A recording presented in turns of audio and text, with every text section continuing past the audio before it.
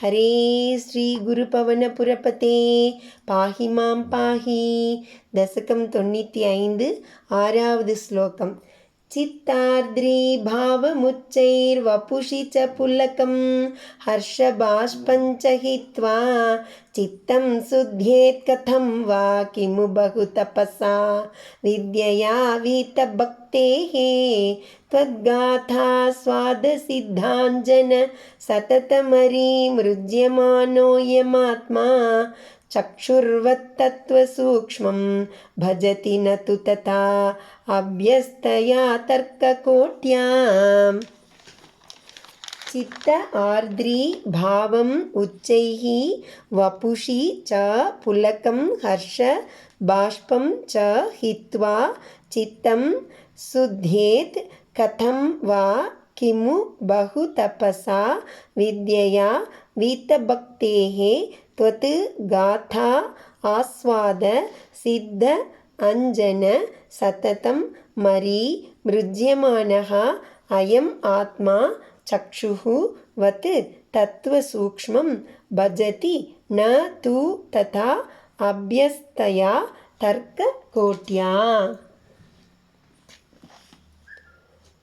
சித்த ஆர்திரி பாவம் மனம் கசிந்துருகுதலும் வபுஷி உடலில் உச்சைகி புலக்கம் ச மிகுந்த மகிர் கூச்செறிதலும் ஹர்ஷ பாஸ்பம் ச ஆனந்த கண்ணீர் சொரிதலும் ஹித்வா இல்லாமல் சித்தம் கதம் வா சுத்தேத் உள்ளமானது எவ்வாறுதான் தூய்மையடையும் வீத்த பக்தேகே பக்தி அற்றவனுக்கு பகு தபசா வித்யயா கிமு மிகுந்த தவத்தாலும் கல்வியாலும் என்ன பயன் துவத் காதா உனது திவ்ய சரித்தங்களை ஆஸ்வாத சுவைத்தலாகிய சித்த அஞ்சன சக்தி வாய்ந்த மையினால் சததம் இடையராது மரீ மிருஜ்யமானஹா துடைத்து சுத்தம் செய்யப்பட்ட அயம் ஆத்மா இந்த பக்தன் சக்ஷுகுவத்து மந்திர சித்தியால் தயாரித்த மையெழுதிய கண்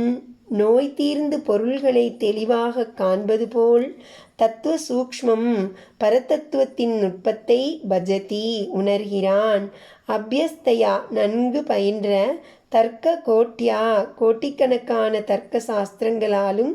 ததா ந தூ அவ்வாறு அறிவதில்லை